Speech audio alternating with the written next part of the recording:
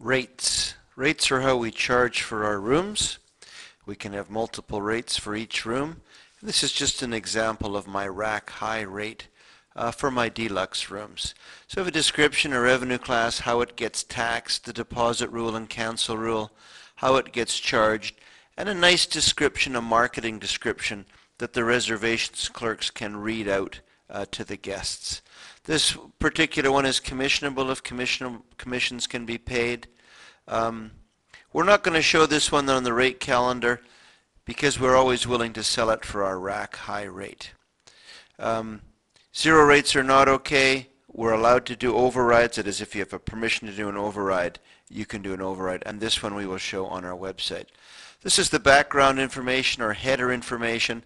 The sequence number will describe where in the selling list this rate will appear. So a lower number makes it higher in the list, a higher number drops it down the list.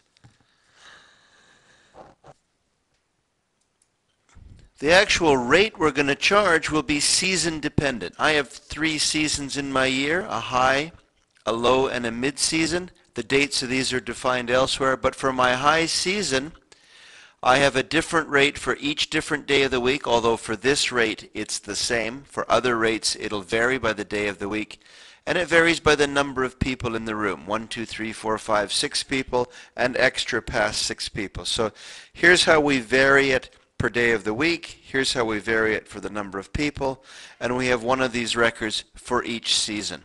If we have a supplement for children, we will charge that as well. So very, very flexible in terms of how you can put this together. This particular rate now is my rack high deluxe. I look here and I specify which rooms this rate is going to be suitable for, and in this case here it's a double deluxe and a king deluxe. If I go and look at my rack low rate,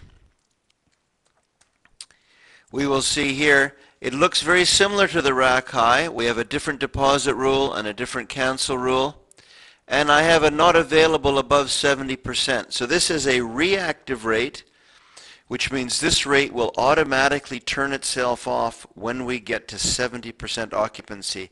It will no longer be offered as a rate for the clerks to sell.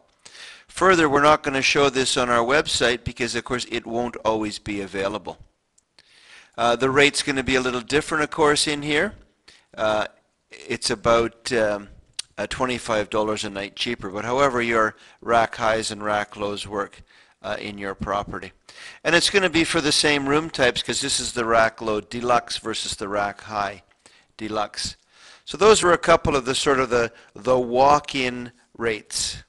Now let's take a look at how we would put a package together as a rate. So being able to bundle together a room plus some other stuff. So I have a basic description, a code and a description, my deposit rule and cancel rule, a nice marketing description again. So this will look quite similar to what we did for our rack high deluxe. And we're going to specify on the rate tab how much we're charging for the room portion of the package. So that's what gets specified here. Then we're going to have specific objects or package elements that are going to go onto this package. So for my spa package, I have Avita products, and I'm allocating $2 of my revenue. Bathrobe and slippers in room. I'm not charging extra. That's just like a comment line that'll appear on the reservation. I have a full buffet breakfast. I'm allocating $12 to the breakfast, a quantity of 2 because this is a double occupancy rate, and that's going to be charged each day. We have 2 one-hour spa treatments, and we have a VIP setup. This VIP setup means the room will have certain amenities put into it when you set up, and that has a meaning for you. Varies from property to property. These particular package elements I have marked as show with room. That means I'm going to combine the room rate plus all of these items here to show the guest a single number. Okay? And under the covers it's going to show all the detail to be able to do the revenue allocation to all these different things. But to the guest on the guest folio, it'll roll the numbers up to one figure. So very, very flexible. You can add the items that you have to add are defined by you. Whether or not you do show with room or not, again, it's up to you. Whether or not this is a charge once or charge per day of week. So very, very flexible in terms of how you can put your packages together. You're really only bound by your imagination when you do this. We can also specify qualified rates. In this example here, I have a corporate rate for a deluxe room.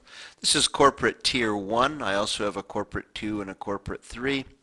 And I'm specifying here the sequence number is different. It's a little higher. I'm turning this off after 85%. But the main thing here is it's marked here as a qualified rate. You have to be somebody to get this rate.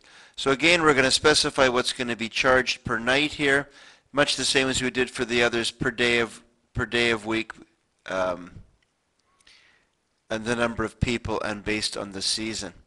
But this particular one, this is a deluxe rate, so again it's for my double deluxe and king deluxe, but this time I can specify which of my agents or which of my corporates will get this rate. And this is actually done as we hover in here. You can see the hint that comes up says enter or delete in the enter edit agent program. So when we define the corporate, that's where we tell it which rates that corporate will use. Is this a tier 1 corporate, a tier 2 corporate, or a tier 3 corporate when we set the rates up? So the thing that matters is that you have to be somebody. This is a qualified rate. The other thing I wanted to show you is a confidential rate. I'm going to use the finder here now to go and search, and I'm going to scroll down to the bottom of my file to find a wholesale rate. You can see some of the other rates I have in my file. I have monthly rates, weekly rates, I have a seniors rate, timeshare rate, and there's my wholesale rate right there. I'm going to select that one. So what's interesting about the wholesale rate, it's qualified, you have to be somebody, and it's confidential. By that I mean this would be a rate that you might sell to Expedia.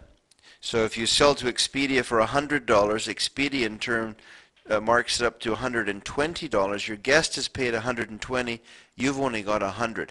So confidential rates appear in a different color in the reservation program, so your clerks can tell what's up with those so that they don't reveal that number to your guest. This is an example of a reservation that has a confidential rate on it. You can see the totals at the bottom are in a different color. When we go to the rate tab, they're in a different color as well. Again, it's a visual reminder that these are different colors, and everywhere where you see the rates, they'll have this blue color on them, as opposed to regular rates or non-confidential rates that show in a regular type color.